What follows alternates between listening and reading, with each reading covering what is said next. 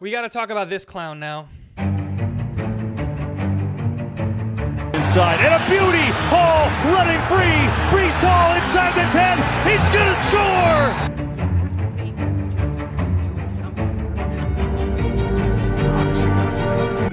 What is going on, guys? Welcome back to Talking Jets with Tigo. My name is Tigo, and before we get into today's video, I know a couple of you guys have been worried about where I have been.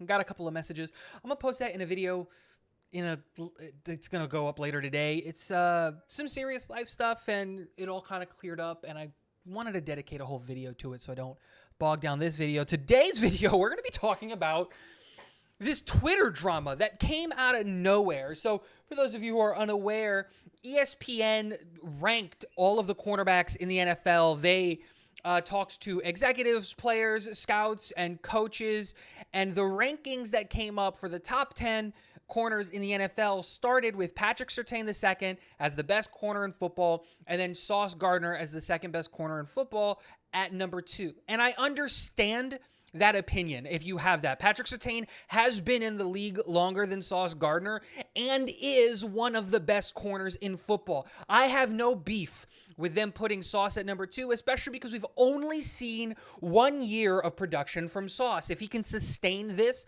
like Patrick Surtain has since being drafted, I think it's going to be indisputable that Sauce Gardner is what I think Jets fans and Jets media believe to be the best corner in all of football, right? That's not where the beef is. The beef starts with Asante Samuel quote tweeting that tweet and going, "The New York media will take your career to another level." Following that up with all of the different pictures and all that stuff, right? And then he doubles down on this take and goes, "For the record, Tariq had a better rookie season than Sauce. They both played outstanding, but what in the hell do y'all be watching? Y'all are highly influenced by the media, not by the facts." And then when we look at the facts of what happened in the NFL last year, Sauce Gardner beat out Tariq Woolen in every single measurable statistic except for 2. Interceptions and interception to target percentage. When we look at yards allowed per coverage, yards allowed per target, QB rating allowed, touchdowns to coverage percentage, snap percentage, passes defended per target, forced incompletions, forced incompletion percentage, missed tackle percentage versus the run, missed tackle percentage versus the pass, missed tackle percentage overall, his run stopping, his run defense grade, penalties, and snaps per penalty. Sauce Gardner ranks near the top at every single one of those statistics and better than Tariq Woolen in every single one of those statistics. And he continues to double down saying, "Oh, interceptions are the things that matter. What about turnovers? What about all this stuff? What about getting burned every other play? Because your defense, one, in Seattle is atrocious." But if we look at Tariq Woolen, the only thing that he's doing at a really high level is interceptions. That's it. He's not great in coverage. He's not a great cornerback. He's not a great overall cornerback. Yes, he's creating turnovers, but when your defense is on the field for so much longer than what the Jets defense was on the field for, the Jets were creating 3-and-out situations and getting offenses off of the field more quickly and more efficiently than Seattle was last year. I'd have to look those numbers up to back it up, but I'm almost positive that that's what happens in that situation. Of course, Tariq Woolen is going to have more opportunities at an interception. And here's the thing. Tariq Woolen's interceptions numbers are proved by the fact that he plays a very risky brand of cornerback play, because all of his missed tackles versus the run and his coverage percentage and the touchdowns allowed and everything like that are abysmal. He's jumping routes too early to try to create an interception. And more often than not, yes, the guy had 6 interceptions last year, which is an incredible number. That was first in the NFL. That does not change the fact that he allowed 5 touchdowns, which ranks for 65th in the NFL. Absolutely abysmal numbers. And then here's the part that blows my mind. He continues down this road and doubles down even more. And it goes, it's the New York media. What did Revis do that was so special? I'll wait. It's documented what great cornerbacks did in the stats. What are you even saying right now?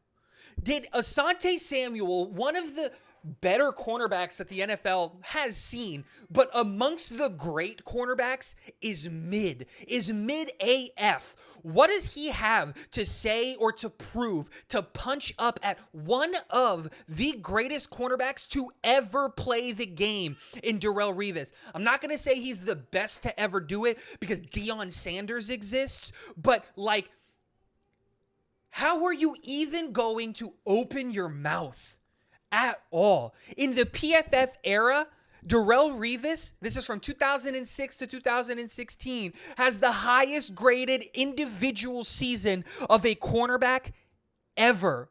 Darrelle Revis held 8 number 1 wide receivers to under 35 yards in 2009. One of the best seasons a cornerback has ever had in his career. Steve Smith, Andre Johnson, Randy Moss twice, Terrell Owens twice, Chad Ochocinco, Reggie Wayne, all held to under 35 yards a game. When you compare the seasons that Andre Johnson, Randy Moss, Terrell Owens, Reggie Wayne, Chad Ochocinco, and you compare all of those guys' seasons and what they did against every other cornerback in the NFL and averaged it, and then compared it to what they were able to accomplish against Darrelle Revis, there was a reason it was called Revis Island. No one threw at him because they knew that their number 1 wide receiver was shut down. The term lockdown corner exists because of Darrelle Revis.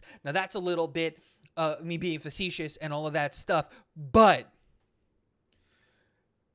the dude was like absolutely unstoppable. And the only argument that he has against anything is interceptions, interceptions, interceptions. He does not care that their offenses that he was playing against was unable to create any type of production. He kept focusing on one stat and one stat alone. What was that player's production? It's like looking at a quarterback and being like, yeah, okay, he threw for 40 touchdowns, but did he rush any touchdowns in? No. Selfish player, didn't get the job done. Asante Samuel, this just goes to show that it doesn't matter how good you were at something or how long you did something. You can still be an absolute moron, idiot, and have some of the most asinine takes on the planet at something that you did at an incredibly high level. Because Asante Samuel, and I'm not going to take anything away from his career or try to downplay his career, was a great cornerback, but did not have a career anywhere near the level of Darrelle Revis when Darrelle was playing. And I'd be willing to bet would not have had the same level of career that Sauce is about to have over the next 10 to 15 years as he's playing. It just blows my mind when a guy goes and cherry picks one stat while important and says this is the end all be all and ignores the rest of everything. It's like going up to a defensive end or an interior defensive lineman and saying the only stat that matters in your career is sacks. While sacks are incredibly important, it's not the only thing that matters. The game is played way more beyond just the sacks number. The game is played way more beyond just the interceptions number. This is one of the worst takes I've ever seen in like my life when it came to this. And it's not even about taking shots at Sauce. That's going to happen. When you're the best in the game, people are going to try to knock you down. That happens. I expected that. But for then him to go out and take a wild take on Darrelle Revis, one of the best corners to ever do it, absolutely insane.